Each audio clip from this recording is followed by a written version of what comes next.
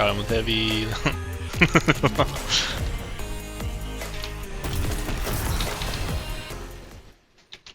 Good day everyone, I hope everyone's doing well. This video is how to play and ideally win an Iron Banner.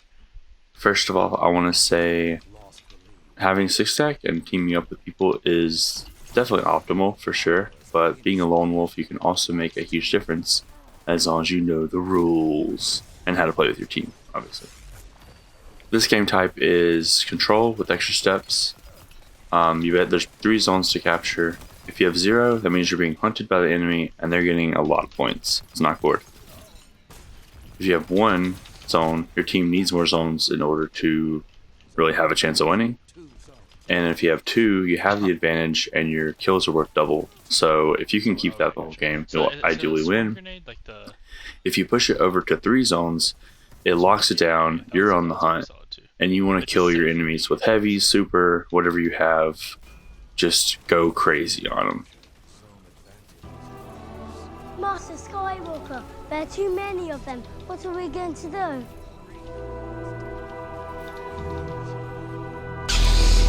A couple other things, you want to pay attention, where heavy is, and know that your entire team can get heavy. So it's best if you get it and they don't, but also that more of your team gets it as well.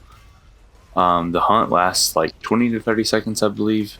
So run away if it's their hunt, and slay if it's yours. It's that simple. The more Iron Banner gear that you're wearing increases the chance for an Enhancement Prism, I believe. There's maybe a couple other things where you can get like cores like throughout the game, that type of thing as well.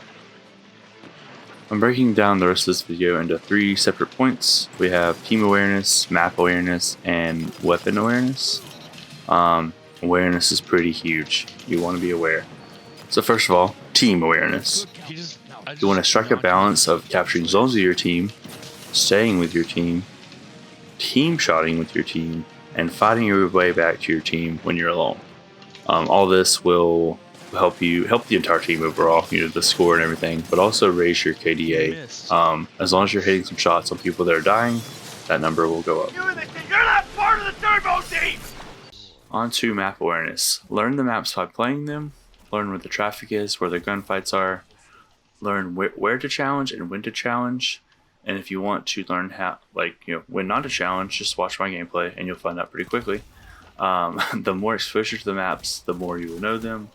I would say just keep playing them and stay patient with figuring out all the lanes and all the little nooks and crannies, and have fun.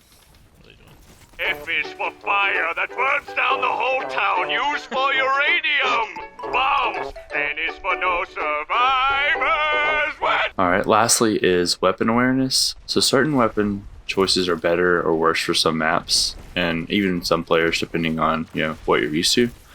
I would suggest using your favorites, but don't be afraid to test things out. I actually had fun with that new Strand auto rifle the other day, and I've never really used auto rifles that much, but it was a lot of fun. So kind of something out of my comfort zone. There are certain maps that are closer range, but most of the recent rotations have been mid to long range. My personal favorite loadout for weapons is hand cannon pulse with a shotgun or a submachine gun.